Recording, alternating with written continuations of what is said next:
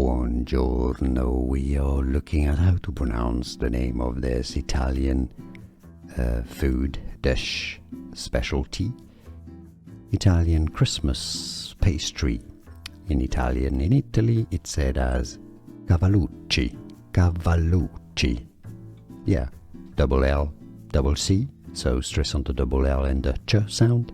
In English, Cavalucci. Yeah, English, easy in English and in Italian. Buongiorno, we are looking at how to pronounce the name of this Italian food dish, specialty, Italian Christmas pastry. In Italian, in Italy, it's said as Cavalucci, Cavalucci. Yeah, double L, double C, so stress on the double L and the ch sound.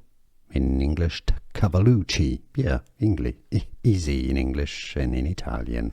Here are more videos on how to pronounce more confusing words and names too many mispronounced. Like this video if you found it useful. I appreciate your support. I'll see you soon and thanks for watching.